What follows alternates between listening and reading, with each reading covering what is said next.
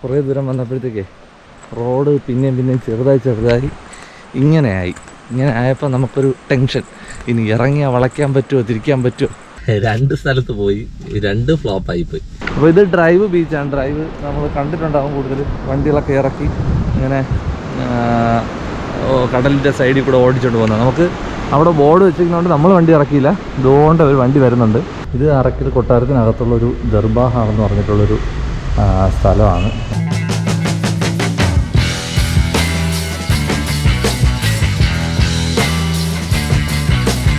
All Kerala ട്രിപ്പിൻ്റെ 17ാം ദിവസമാണെന്ന്. ഇന്ന് നമ്മൾ നിൽക്കുന്നത് പേരാവൂർ, കണ്ണൂർ ജില്ലയിലെ പേരാവൂർ എന്ന് പറയുന്ന സ്ഥലത്താണ് നമ്മൾ നിൽക്കുന്നത്. PWD റെസ്റ്റ് ഹൗസിൽ. അപ്പോൾ ഇന്നത്തെ നമ്മുടെ പരിപാടി എന്ന് പറഞ്ഞാൽ നമ്മൾ ഈ നിൽക്കുന്ന ലൊക്കേഷൻ്റെ അടുത്തുള്ള സ്ഥലങ്ങളും പിന്നെ കണ്ണൂർ ജില്ലയിലെ പ്രധാനപ്പെട്ട സ്ഥലങ്ങളും വിസിറ്റ് ചെയ്യുക എന്നുള്ളതാണ് നമ്മുടെ ഇന്നത്തെ ലക്ഷ്യം. അതിന് ശേഷം നമ്മൾ കാസർഗോഡായിരിക്കും സ്റ്റേ ചെയ്യുക. അപ്പോൾ നമ്മൾ തുടങ്ങിയതിന് ശേഷം തിരുവനന്തപുരം പൂവാറ് മുതൽ ഇങ്ങോട്ടുള്ള എല്ലാ ജില്ലകളും പ്രധാനപ്പെട്ട സ്ഥലങ്ങളും അല്ലാത്ത സ്ഥലങ്ങളും കവർ ചെയ്ത് നമ്മൾ ഏകദേശം 2000-ന് പുറത്ത് കിലോമീറ്റർ ഓടി നമ്മൾ ഇതുവരെ എത്തിയിട്ടുണ്ട്. 17 ദിവസം കണ്ടിന്യൂസ് ആയിട്ടുള്ള യാത്രയായിരുന്നു. എന്തായിരുന്നാലും നല്ലൊരു ട്രിപ്പായിരുന്നു, എക്സ്പീരിയൻസ് ആയിരുന്നു. അപ്പോൾ ഇന്നത്തെ കണ്ണൂർ ജില്ലയിലെ പ്രധാനപ്പെട്ട കാഴ്ചകളിലേക്ക് നമുക്ക് പോകാം. എന്തെങ്കിലും പറയാനുണ്ടോ? ഇല്ലല്ലോ. ഓക്കെ, നാളെ ഒരു ദിവസം കൂടെ ഉള്ളൂ. നമ്മൾ എന്തായിരുന്നാലും കാസർഗോഡ് പോയി ബോർഡറിൽ പോയതിന് ശേഷം, കർണാടക ബോർഡറിലോട്ട് പോയതിന് ശേഷം മാത്രമേ നമ്മൾ ഇവിടുന്ന് തിരിക്കത്തുള്ളൂ. ഓക്കെ, അപ്പോൾ എന്തായിരുന്നാലും ആണ്. അപ്പോൾ എന്തായിരുന്നാലും 15 to 20 ദിവസമാണ് നമ്മൾ പ്ലാൻ ചെയ്തത്. 18 ദിവസമാവും, 19 ദിവസം തിരിച്ചെത്തുമ്പോൾ. ഓക്കെ, അപ്പോൾ എന്തായിരുന്നാലും നമുക്ക് ഇന്നത്തെ കാഴ്ചകളിലേക്കും വിശേഷങ്ങളിലേക്കും പോകണം. ഇത് പേരാവൂർ ഗസ്റ്റ് ഹൗസാണ് നമുക്ക് ഇന്നലെ സ്റ്റേ ചെയ്യാൻ കിട്ടിയ സ്ഥലം. ഇവിടുന്ന് നേരെ കാണുന്ന ആ കടയിലാണ് നമ്മൾ ഇന്നലെ ചുരമൊക്കെ ഇറങ്ങി വന്നതിന് ശേഷം ഫുഡ് കഴിച്ചത്. നമുക്ക് ഇന്നും രാവിലെ ചായ കൂടി അവിടെ നിന്നാണ്. അപ്പോൾ ഇവിടുന്ന് നമ്മൾ ഇറങ്ങാൻ വേണ്ടി പോവുകയാണ്. വണ്ടിയിൽ നമ്മുടെ ലഗേജ് കാര്യങ്ങളെല്ലാം എടുത്ത് വച്ചിട്ടുണ്ട്. നമുക്കിനി ഇവിടുന്ന് ചായ കുടിക്കണം. നമ്മുടെ മുന്നേ ഇന്ന് രാവിലെ തന്നെ റെഡി ആയിട്ടിരിപ്പുണ്ട് വണ്ടി ഓടിക്കാൻ വേണ്ടിയിട്ട്. പോവാമോ? അപ്പോൾ നമുക്ക് ഇവിടുന്ന് ഇറങ്ങാം കേട്ടോ.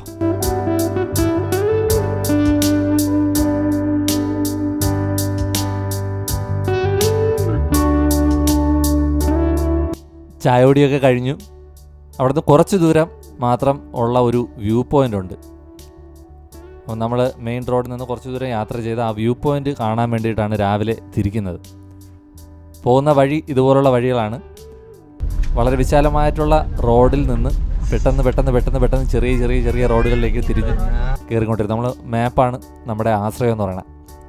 എന്തായാലും നമ്മൾ ആ ഒരു വ്യൂ പോയിൻ്റ് കാണാൻ വേണ്ടിയിട്ട് ഈ കാണുന്ന വഴിയെ നമ്മൾ മുന്നോട്ട് പോവാണ്. അധികം സിറ്റി ഏരിയ അല്ല, ഒരു ഗ്രാമപ്രദേശമാണ്.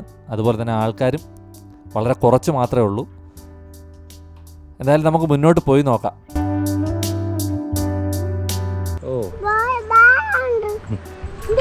നമ്മൾ രാവിലെ റൂമിൽ നിന്ന് ഇറങ്ങി. അവിടെ നിന്ന് ഇറങ്ങിയിട്ട് ഇവിടെ നിന്ന് തൊട്ടടുത്തൊരു അല്ല ഒരു 10 കിലോമീറ്റർ ഡിസ്റ്റൻസിൽ ഏലപ്പീഡിയ വ്യൂ പോയിൻ്റ് എന്ന് പറഞ്ഞിട്ടൊരു സ്ഥലമുണ്ട്. അപ്പോൾ മാപ്പാണല്ലോ നമ്മുടെ പ്രതീക്ഷ. നമ്മളപ്പോൾ മാപ്പ് ഇട്ടിട്ട് ഇങ്ങോട്ട് വന്നു. പക്ഷേ കുറേ ദൂരം വന്നപ്പോഴത്തേക്കേ റോഡ് പിന്നെയും ചെറുതായി ഇങ്ങനെ ആയപ്പോൾ നമുക്കൊരു ടെൻഷൻ. ഇനി ഇറങ്ങിയാൽ വളയ്ക്കാൻ പറ്റുമോ, തിരിക്കാൻ പറ്റുമോ, ഓടിക്കാൻ പറ്റുമോ എന്നൊന്ന് അറിഞ്ഞുകൂടാ. എന്തായാലും നല്ല ഒന്ന് നോക്കിയിട്ട് പോകാൻ പറ്റും. ഓക്കെ, അപ്പോൾ ഈ പരിസരത്തൊന്നും ആരുമില്ല. അപ്പോൾ റോഡ് ചെറുതായി നമുക്ക് ഇങ്ങനെയുള്ള റോഡ് കിട്ടി. അപ്പോൾ നമ്മൾ കാർ ഇറങ്ങിക്കഴിഞ്ഞാൽ ചിലപ്പോൾ ജീപ്പൊക്കെ ഓക്കെയാണ്, കാറും ഓക്കെയാണ്. പക്ഷെ പോയി കഴിഞ്ഞാൽ തിരിക്കാൻ പറ്റില്ലെങ്കിൽ നമ്മൾ പണിയായിപ്പോവും. അപ്പോൾ അതുകൊണ്ട് ജസ്റ്റ് ഒന്ന് നടന്നൊന്ന് നോക്കിയിട്ട് കാർ ഇറക്കാനായിരിക്കണം. പക്ഷേ ഇവിടെ ഒരു വെള്ളച്ചാട്ടം ഉണ്ട് അടുത്ത്, നല്ല സൗണ്ട് കേൾക്കുന്നുണ്ട് വെള്ളച്ചാട്ടം. ജസ്റ്റ് ഒന്ന് നടന്ന് നോക്കിയിട്ട് വണ്ടി എടുക്കാൻ തിരിച്ചു, അല്ലെങ്കിൽ ഇങ്ങോട്ട് ഇറങ്ങി കഴിഞ്ഞാൽ ഇനി തിരിക്കാൻ പറ്റത്തില്ല, ഫുള്ള് ബാക്ക് പോകേണ്ടി വരും. നോക്കട്ടെ. നടന്ന് അടുത്തൊരു കോൺക്രീറ്റ് റോഡായി. എന്താടാ ഇത് കുത്ത് കയറ്റമാണ് കേട്ടോ, കുത്ത് കയറ്റമാണ്. അതുമല്ല ചറുക്കാനും ചാൻസ് ഉണ്ട്. പിന്നെ വണ്ടി പോവും. നമ്മൾ കുറച്ച് ദൂരം ഇങ്ങ് നടന്നു. ഞാനും പപ്പ ഇങ്ങ് വന്നോളൂ, ബാക്കിയുള്ളവരൊക്കെ അവിടെ ഇരിപ്പുണ്ട്. പക്ഷെ ഇതാണ് വഴിയെന്ന് പറഞ്ഞു. നമ്മൾ വന്നപ്പോൾ മാപ്പ് നെറ്റില്ലാതെ കിടന്ന് കറങ്ങുന്നുണ്ടായിരുന്നേ. അവൻ പോയിട്ട് പ്രയോജനം ഉണ്ടെന്ന് അറിഞ്ഞുകൂടാ, ആരുമില്ല. ആരും ഇല്ല, അതാണ് സംഭവം. അല്ലെങ്കിൽ നമുക്കൊന്ന് ചോദിച്ചു നോക്കാമായിരുന്നു. മുകളിലിപ്പോൾ 1-2 വീടുണ്ടോ നമ്മൾ നോക്കട്ടെ, ചോദിച്ചു നോക്കാം. അല്ലെങ്കിൽ നമ്മൾ തിരിച്ചു പോകും.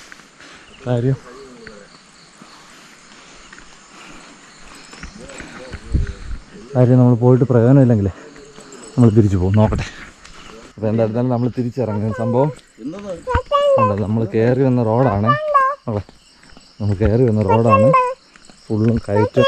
ഇവിടെയൊക്കെ കമുക് ഇന്നാൾ നമ്മൾ കണ്ടപോലെ കമുക് കൃഷി ഇഷ്ടം പോലെ നട്ടിട്ടുണ്ട്. എന്തായിരുന്നാലും മുകളിൽ വന്നപ്പോൾ വീടുണ്ടായിരുന്നു, ചോദിച്ചു. അപ്പോൾ ഈ വഴി തന്നെ ഏകദേശം നടക്കാനുണ്ട്, നല്ല ദൂരം നടക്കാനുണ്ട്.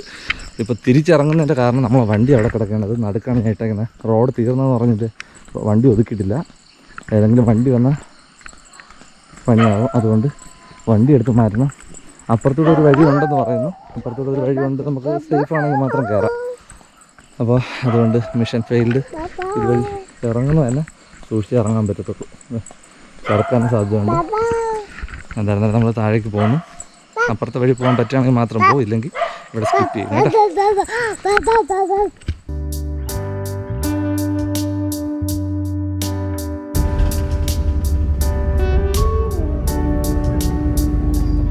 നമ്മൾ രാവിലെ തന്നെ 2 സ്ഥലത്ത് പോയി, 2 ഫ്ലോപ്പായിപ്പോയി.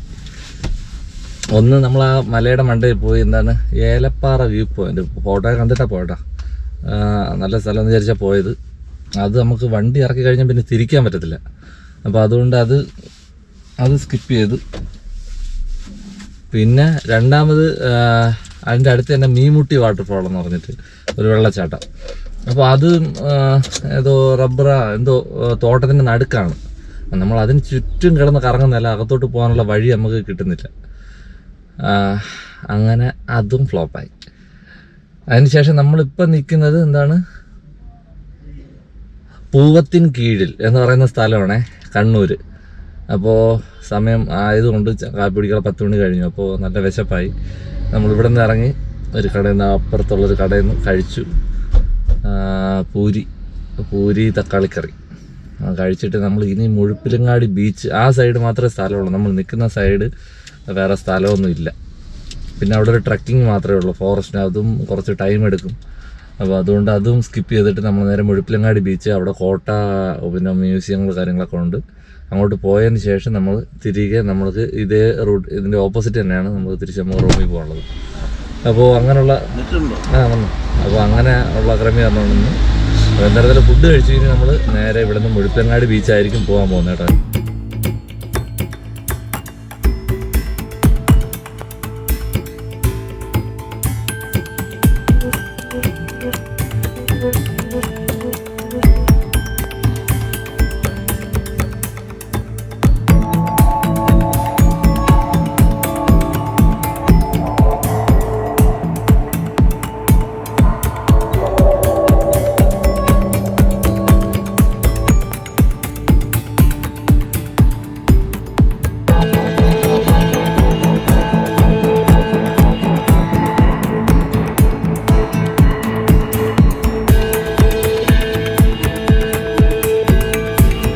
അപ്പം നമ്മൾ രാവിലെ കുറച്ച് കറങ്ങി ഇപ്പോൾ എത്തിക്കുന്നത് മുഴപ്പിലങ്ങാടി ബീച്ചാണ്. നല്ല ദൂരം ഉണ്ടായിരുന്നു അവിടെ നിന്ന് ഇങ്ങോട്ട് വരാൻ വേണ്ടിയിട്ട്. ഇപ്പോൾ ഒരു 11:30 അകത്തുള്ള സമയമായിട്ടുണ്ട്. ഇപ്പോൾ കടൽ കയറി കിടക്കുന്നതുകൊണ്ട് വണ്ടികളൊന്നും അങ്ങോട്ട് ഇറക്കുന്നില്ല എന്നാണ് പറയണത്. എന്നായിരുന്നാലും നമുക്ക് അവിടെ പോയിട്ട് നോക്കാം. മീനൊക്കെ പിടിച്ചുകൊണ്ട് വരുന്നവർ കാണുന്നുണ്ട്. എന്നായിരുന്നാലും ഇറങ്ങിയിട്ട് നമുക്ക് ആ സ്ഥലം വരെ ഒന്ന് പോയി നോക്കിയിട്ട് വരാം. പോവാം. പിന്നെ അതൊന്നും വേണ്ട, അതൊന്നും വേണ്ട, അതൊന്നും വേണ്ട. അതൊന്നും വെച്ചേക്ക്, ഇതൊന്നും വെച്ചേക്ക്. ഇതും വേണ്ട. വെയിൽ നല്ല വെയിൽ. വാ മക്കളോ, വേണ്ടെന്ന് വെയിൽ, അത് വേണ്ട.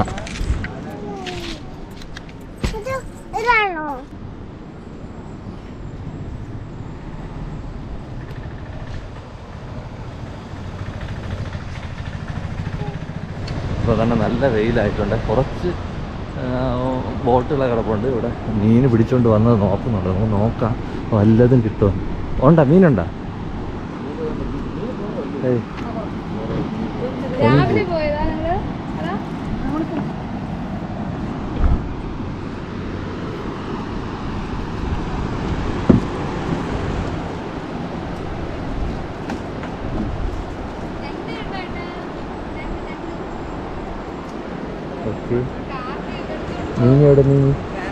മീൻ കേട്ടോ ഒരു ഞണ്ട് കേട്ടോ. വേണ്ട കൊഞ്ച്, ദൂണ്ട ഞണ്ട്, ദൂണ്ട ഞണ്ട്.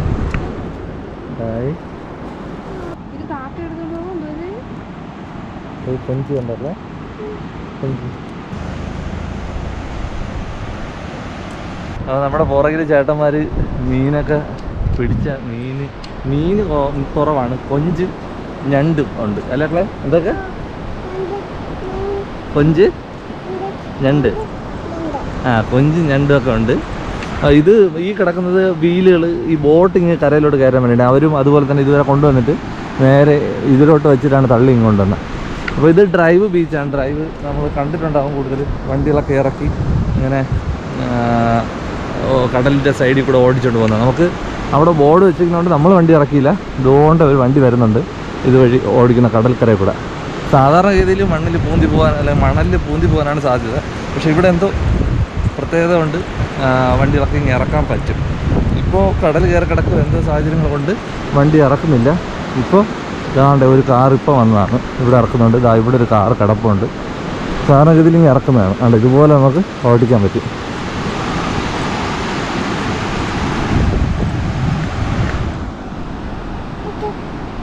അപ്പോൾ ഇതുപോലെ നമുക്കിവിടെ ചിലപ്പോൾ എനിക്ക് തോന്നുന്നു വേറെ സീസൺ സമയത്ത് വേറെ എന്തെങ്കിലും ആക്ടിവിറ്റീസോ റൈഡ് ചെയ്യാനുള്ള സംഭവങ്ങളോ അങ്ങനെയൊക്കെ ഉണ്ടാവും. എന്തായിരുന്നാലും വളരെ വിശാലമായിട്ടുള്ളൊരു ബീച്ചാണേ.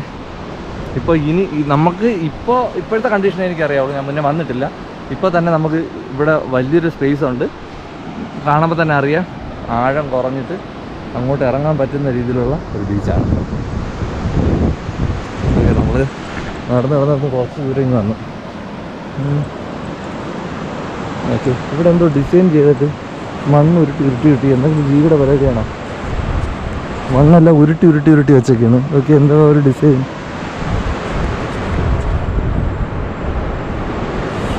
ഞണ്ടോ അതുപോലത്തെ എന്തോ സംഭവം ആണ്. ഒരു കുഴിയുണ്ട്, അതിന് ചുറ്റുമാണ് ഇങ്ങനെ വെച്ചേക്കണം. ഞണ്ടോ എന്തോ സംഭവം അങ്ങനെ ഉരുട്ടി വെച്ചേക്കുന്നതാണ്. ഓക്കെ, എന്തായിരുന്നാലും നമുക്ക് മീമിയെ കാണണോ? അപ്പോൾ നമുക്ക് അങ്ങോട്ട് തിരിച്ചു പോകാം കേട്ടോ.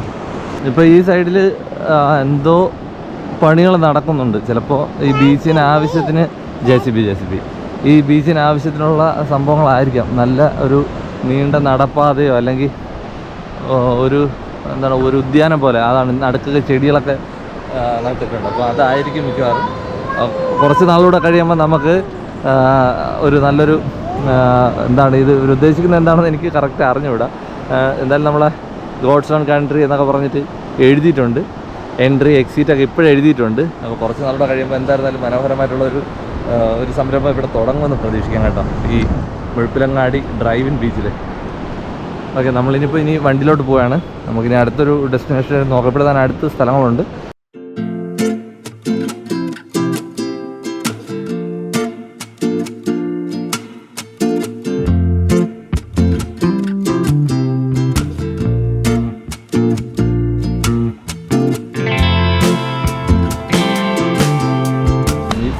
ഡ്രൈവിൻ ബീച്ചിൽ നിന്ന് നേരെ വന്നത് അറക്കൽ കൊട്ടാരത്തിലാണ്. എൻ്റെ പുറകെ കാണുന്നതാണ് അറക്കൽ കൊട്ടാരം. അപ്പോൾ നമുക്ക് അവിടെ പോയി അതിൻ്റെ കാഴ്ചകളൊക്കെ കണ്ടിട്ട് വരാം. അറക്കൽ മ്യൂസിയം മെയിൻ റോഡിൻ്റെ അടുത്തായിട്ട് തന്നെയാണ് ഈ അറക്കൽ മ്യൂസിയം സ്ഥിതി ചെയ്യുന്നത്. ഇതിനകത്തേക്ക് കയറി കാണാൻ വേണ്ടി നമുക്ക് 20 രൂപ ചാർജാണ് വരുന്നത്. അറക്കൽ മ്യൂസിയത്തെക്കുറിച്ച് കൂടുതൽ സംസാരിച്ച് നമുക്ക് അവിടുത്തെ വിശേഷങ്ങളൂടെ കാണാം. കേരളത്തിലെ ഏക മുസ്ലിം രാജവംശമായ അറക്കൽ രാജവംശത്തിൻ്റെ കൊട്ടാരമായ അറക്കൽ കൊട്ടാരത്തിന് അറക്കൽ കെട്ട് അല്ലെങ്കിൽ അറക്കൽ കോട്ട എന്നും പറയപ്പെടുന്നുണ്ട്. ദർബാർ ഹാളാണ് പിന്നീട് സർക്കാരിൻ്റെ കീഴിൽ മ്യൂസിയമായി ഏർപ്പെടുത്തിയത്. ഇതാണ് അറക്കൽ മ്യൂസിയം എന്നറിയപ്പെടുന്നത്. ഭാഗികമായി സർക്കാർ പുനരുദ്ധാരണം നടത്തിയെങ്കിലും അറക്കൽ കൊട്ടാരത്തിൻ്റെ പൂർണ്ണാവകാശം അറക്കൽ രാജവംശത്തിന് തന്നെയാണ്. മലബാറിൻ്റെ ചരിത്രത്തിൽ സുപ്രധാന പങ്ക് വഹിച്ചിട്ടുള്ള ഈ കൊട്ടാരത്തിൽ രാജ്യത്തിൻ്റെ പുരാവസ്തു ഗവേഷണ വിഭാഗത്തിനും ഇതിൽ അവകാശമില്ല. ഈ കൊട്ടാരം സന്ദർശിക്കുന്നവരിൽ നിന്ന് ചെറിയൊരു തുക നടത്തിപ്പിലേക്കായി സ്വീകരിച്ചു വരുന്നു. കേരളത്തിൽ ഏറ്റവും കൂടുതൽ വിദേശികൾ സന്ദർശിക്കുന്ന മ്യൂസിയം കൂടിയാണ് അറക്കൽ മ്യൂസിയം. അറക്കൽ രാജകുടുംബാംഗങ്ങൾ ഉപയോഗിച്ചിരുന്ന പൈതൃക വസ്തുക്കളാണ് ഇവിടെ സംരക്ഷിക്കപ്പെട്ടിട്ടുള്ളത്.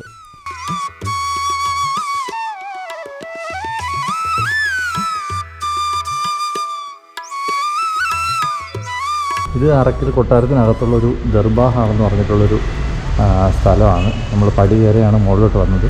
അപ്പോൾ അറക്കൽ കൊട്ടാരത്തിൽ പണ്ട് ഉപയോഗിച്ചിരുന്ന കാര്യങ്ങളും ഒക്കെയാണ് ഇവിടെ ഡിസ്പ്ലേ ചെയ്തിട്ടുള്ളത്. ഇത് കുറേ ഫർണിച്ചർ, പണ്ടത്തെ തന്നെ കുറേ ഫർണിച്ചർ ഇവിടെ ഡിസ്പ്ലേ ചെയ്തിട്ടുണ്ട്.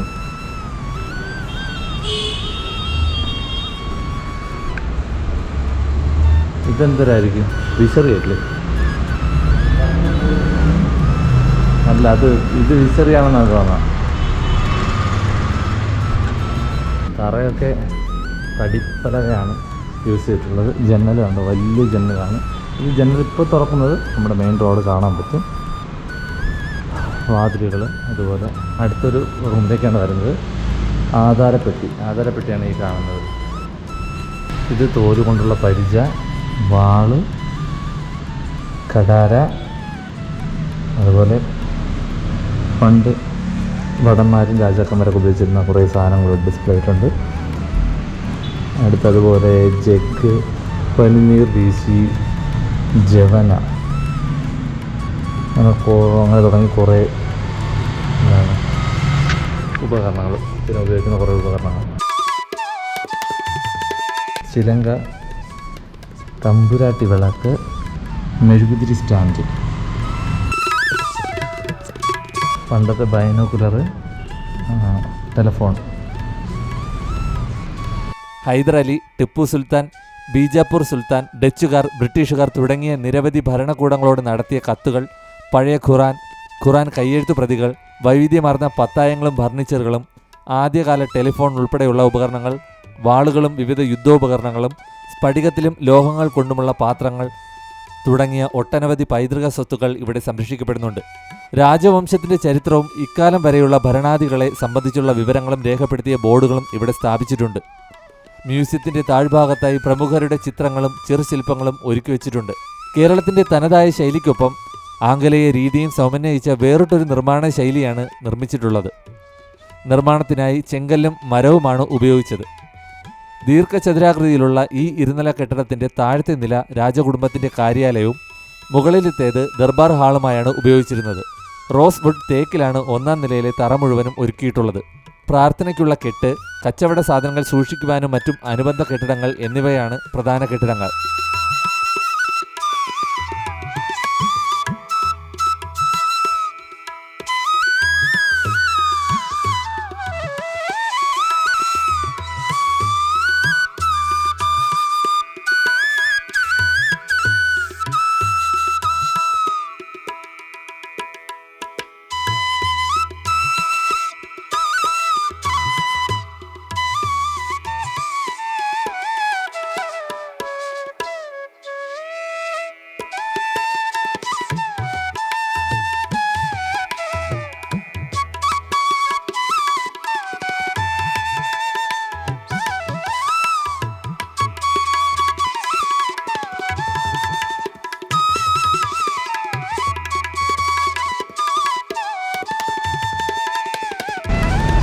അപ്പോൾ ഇതിന് ശേഷം നമ്മളിനി ഇവിടെ അടുത്തൊരു സ്പോട്ടിലാണ് പോകണം കേട്ടോ.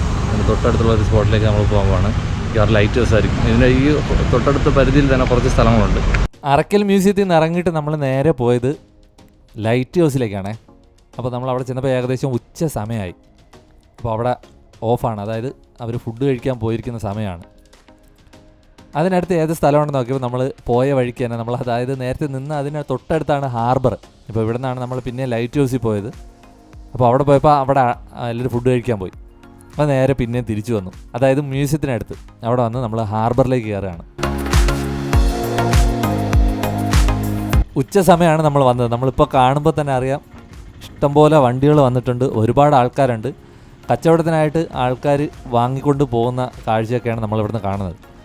അതായത് ഇവിടുന്ന് പിടിച്ചുകൊണ്ട് വരുന്ന മീനുകൾ വാങ്ങിച്ചിട്ട് അല്ലാണ്ട് വിൽക്കാൻ കൊണ്ടുപോകുമല്ലോ, നമ്മളെവിടെയൊക്കെ വണ്ടികളിലാക്കി കൊണ്ടുപോകില്ലേ, അതുപോലെ വലിയ വണ്ടികളും ചെറിയ വണ്ടികളൊക്കെ നമ്മളിവിടെ കാണുന്നുണ്ട്. ചെറുതും വലുതായിട്ടുള്ള ഒരുപാട് കച്ചവടക്കാരും അതുപോലെ തന്നെ ചെറിയ വീട്ടാവശ്യത്തിനൊക്കെ വാങ്ങിക്കൊണ്ടു പോകുന്ന ആൾക്കാരെ നമുക്കിവിടെ കാണാം.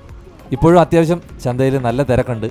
നമുക്ക് ഏറ്റവും പരിചിതം എന്ന് പറഞ്ഞാൽ വിഴിഞ്ഞം അല്ലേ, വിഴിഞ്ഞത്താണ് ഇതുപോലെ നമ്മൾ മീൻ ലേലത്തിലൊക്കെ വാങ്ങാൻ വേണ്ടിയിട്ട് പോകുന്നത്. ഇപ്പോൾ ഇവിടെ ഒരുപാട് മീനുകളുണ്ട്. നമ്മളെവിടെ കാണുന്നതിനേക്കാളും വ്യത്യസ്തമായിട്ടുള്ള, നമ്മൾ സ്രാവ് എന്നാണ് പറയുന്നത്, സ്രാവാണെന്നറിയില്ല, സ്രാവ് അല്ലെങ്കിൽ അതുപോലെ തന്നെ വേറെ ഒരുപാട് മീനുകൾ നമുക്കിവിടെ കാണാൻ പറ്റും. ഇപ്പോൾ ഇവിടെ കൊഞ്ച്, ഞണ്ട് അതൊക്കെ ഉണ്ട്. അതൊക്കെ സീസണാണോ എന്നറിയില്ല, എന്തായിരുന്നാലും ഇവിടെ ഉണ്ട്. അല്ലാണ്ട് സ്രാവൊക്കെ ഇവിടെ കാണാൻ പറ്റും. ഒരുപാട് ആൾക്കാർ വള്ളത്തിൽ നിന്ന് പിടിച്ചുകൊണ്ട് വരുന്ന, ബോട്ടിൽ നിന്ന് പിടിച്ചുകൊണ്ട് വരുന്നത് ഇവിടെ തന്നെ ഇട്ട് ലേലം ചെയ്ത് അല്ലാണ്ടുള്ള വില പറഞ്ഞ് വിൽക്കുന്നുണ്ട്. ലൈവായിട്ട് നമുക്ക് കാണാൻ പറ്റും. ഇതൊക്കെ ബോട്ടിൽ പിടിച്ചുകൊണ്ട് വന്ന് അപ്പോഴും തന്നെ ഇറക്കുന്നതാണ്. വലയെന്ന് പിടിച്ചുകൊണ്ട് ഇറങ്ങുന്നത് നമുക്ക് കാണാൻ പറ്റും അവിടെ നിന്ന് കഴിഞ്ഞാൽ. സെയിം നമ്മുടെ വിഴിഞ്ഞം എങ്ങനെയാണോ, ചിലപ്പോൾ തോന്നിപ്പോവും, ഇത് കാണുമ്പോൾ തന്നെ ചിലപ്പോൾ തോന്നിപ്പോവും ഇത് വിഴിഞ്ഞമാണോ എന്നുള്ള, അല്ലേ? അതുപോലെ തന്നെ ഉണ്ട് ഏകദേശം. കണ്ണൂരാണ് എന്ന് മറന്നു പോകരുത്. അപ്പോൾ അവിടെ ലേലം വിളിക്കുന്നുണ്ട്, അല്ലാണ്ട് വിലപേശി വാങ്ങുന്നുണ്ട്, ഒരുപാട് പേര് ചുമക്കുന്നുണ്ട് വണ്ടികളിലേക്ക്, ഒരുപാട് ആൾക്കാർ വാങ്ങാൻ വേണ്ടി നിൽക്കുന്നുണ്ട്, വില പറയുന്നുണ്ട്. എല്ലാം അവിടെ ഒരു എന്താണ്, അതെ കറക്റ്റാണ്, ആ ഒരു ബഹളം അവിടെ കേൾക്കാം. അപ്പോൾ അവരുടെ ജീവിത മാർഗ്ഗമാണ്. നമ്മളിത് ക്യാമറയിൽ എടുക്കുമ്പോഴും ചിലപ്പോൾ ചിലർക്ക് ഇഷ്ടപ്പെട്ടെന്ന് വരില്ല. നമ്മളെ ഒരുപാട് പേര് വിളിക്കുന്നുണ്ട് വാങ്ങാൻ വേണ്ടിയിട്ട്. അവർക്കറിയില്ലല്ലോ നമ്മളിപ്പോൾ നേരെ ഇനി അത് വീട്ടിലേക്കല്ല നമ്മൾ വാങ്ങിച്ചാൽ ശരിയാകത്തില്ല എന്ന്. ഒരുപാട് പേര് വിളിക്കുന്നുണ്ട്. എന്തായിരുന്നാലും നമ്മുടെ വിഴിഞ്ഞം ഒന്നുകൂടെ ഓർമ്മയിലേക്ക് വന്നു അല്ലേ എന്ന് എനിക്ക് തോന്നുന്നു. കറക്റ്റ് വിഴിഞ്ഞം പോലെ തന്നെ തോന്നുന്നുണ്ട്. ഇത് നേരെ കാണുന്ന നമ്മൾ ആൾക്കാർ വലയിന്ന് മീൻ പിടിക്കുന്നതാണ്. ലൈവായിട്ട് പിടിച്ചുകൊണ്ട് വന്ന് അപ്പോഴും തന്നെ തരം തിരിച്ച് അത് അവർ ഒന്നുകിൽ ലേലം ചെയ്യും, അല്ലെങ്കിൽ മൊത്തമായിട്ട് ആർക്കെങ്കിലും കച്ചവടക്കാർക്കോ ഒക്കെ കൊടുക്കാൻ ചാൻസ് ഉണ്ട്. ഇന്ന് തന്നെ നമ്മൾ രണ്ടാമത്തെ സെക്ഷനാണ് ഇതുപോലെ മീൻ പിടിക്കുന്നത് അല്ലേ. മുഴപ്പിലങ്ങാട് ബീച്ചിൽ നമ്മൾ പോയപ്പോഴും ഇതുപോലുള്ള കാഴ്ചകൾ. അത് ഒരു ബോട്ടാണെങ്കിൽ ഇവിടെ നിറയെ ബോട്ടുകളാണ്. അത് കുറച്ച് മീനാണെങ്കിൽ ഇവിടെ മീനുകളുടെ അയ്യരുകളിയാണ്. എന്തായാലും കാഴ്ചകൾക്കും യാത്രകൾക്കും അവസാനമില്ല. സുന്ദരമായിട്ടുള്ള ബാക്കി കാഴ്ചകളുമായിട്ട് അടുത്ത എപ്പിസോഡിൽ കാണാം. വീഡിയോ ഇഷ്ടമായിട്ടുണ്ടെങ്കിൽ ലൈക്ക് ചെയ്യാനും ഷെയർ ചെയ്യാനും സബ്സ്ക്രൈബ് ചെയ്യാനും മറക്കരുത്. നിങ്ങളുടെ അഭിപ്രായങ്ങളും നിർദ്ദേശങ്ങളും കമൻറ്റ് ബോക്സിൽ അറിയിക്കുക. അടുത്ത എപ്പിസോഡിൽ കാണാം. ബൈ. ഇവിടെ നിന്ന്